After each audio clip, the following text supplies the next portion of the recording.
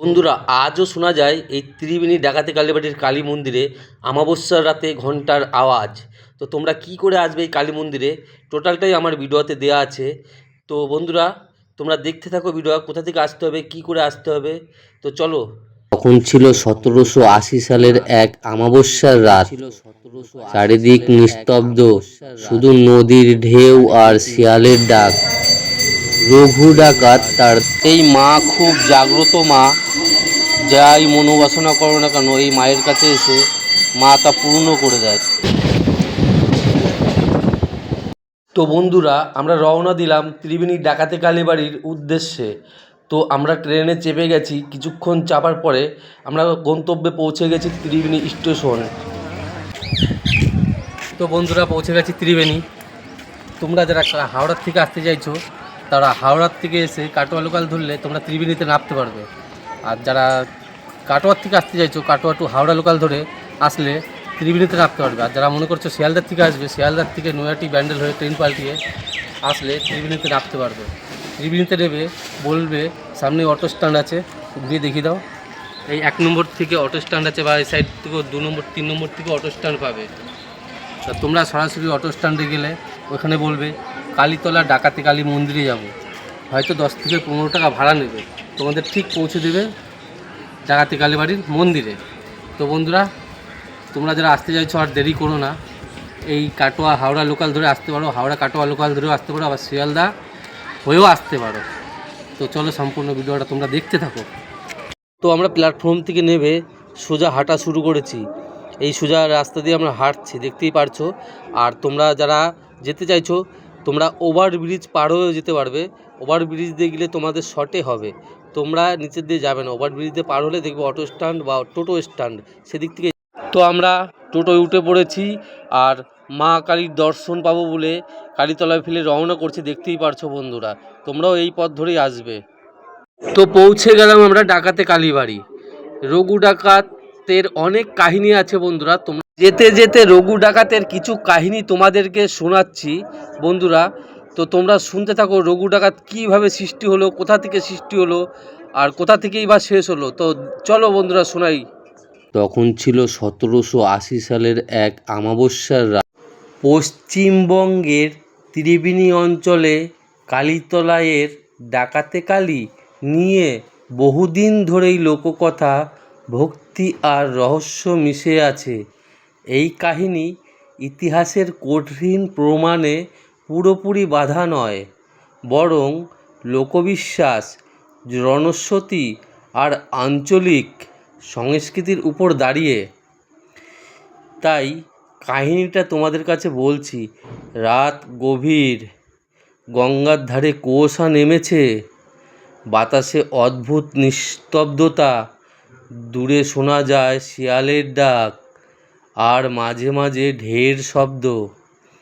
ত্রিবেণীর কালীতলার সেই প্রাচীন মন্দির, যেখানে দেবী কালী পূজিত হন ডাকাতে কালী নামে। কিন্তু কেন এই নাম?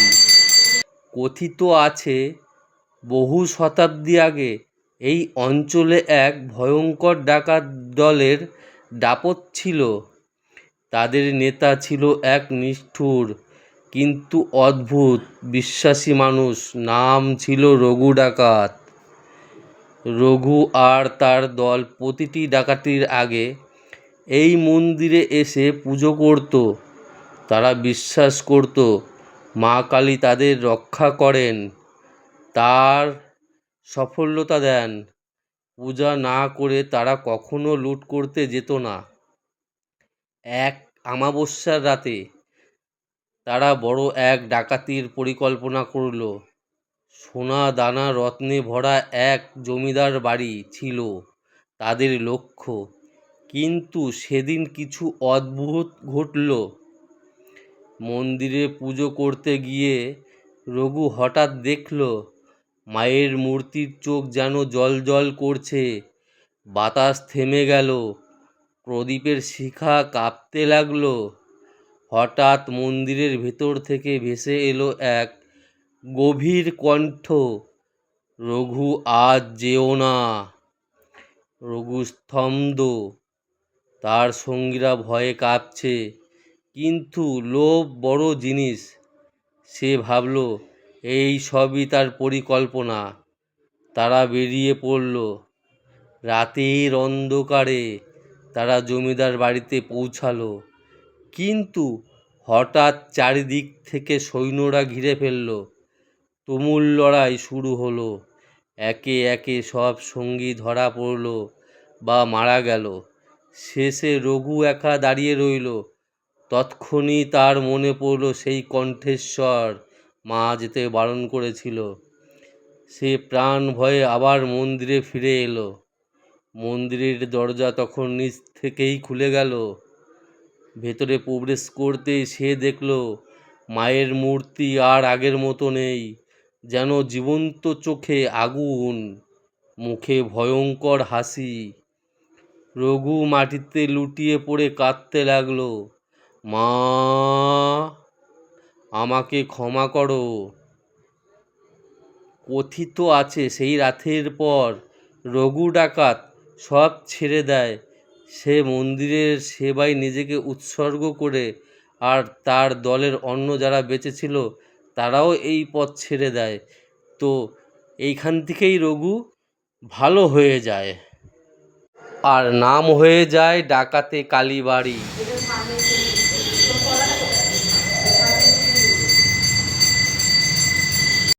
ডাকাতে কালীবাড়ির রহস্য অন্ধকারের সূচনা তখন ছিল 1780 সালের এক অমাবস্যার রাত।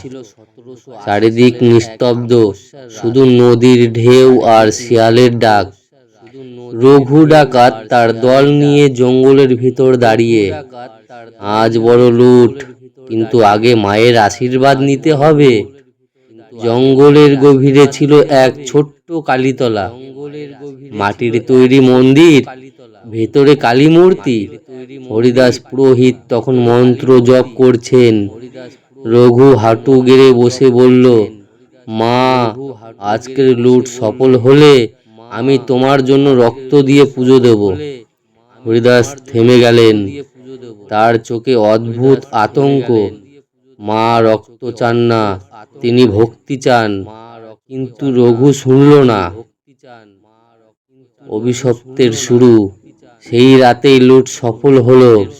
রঘু ফিরে এলো মন্দিরে, সঙ্গে রক্ত মাখা তলোয়ার। আমি কথা রেখেছি মা। হঠাৎ ঝড় উঠল, প্রদীপগুলো নিজে থেকেই নিভে গেল। মূর্তির চোখ যেন লাল জ্বলে উঠল। এক গভীর কণ্ঠস্বর, যে ভক্তি বোঝে না সে আমার নয়। রঘু চিৎকার করল, মা। পরের মুহূর্তেই তার দল একে একে অদৃশ্য হতে লাগলো অন্ধকারে। কয়েক বছর পরে গ্রামে গুজব ছড়িয়ে পড়ে, রাতে ওই কালীতলায় গেলে মানুষ আর ফিরে আসে না। কমলা কৌতূহলী মেয়ে, একদিন ঠিক করলো আমি সত্যিটা জানবো। সে রাতে একা মন্দিরে গেল।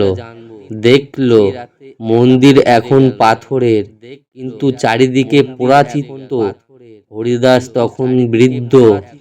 তিনি ফিস ফিস করে বললেন, সব কিছু শুরু হয়েছিল রঘুর পাপ থেকে। কমলা ভিতরে ঢুকলো। হঠাৎ মন্দিরের দরজা নিচ থেকেই বন্ধ। ঘন্টা বাজতে লাগলো জোরে, আর মূর্তির সামনে একটা ছায়া দাঁড়িয়ে।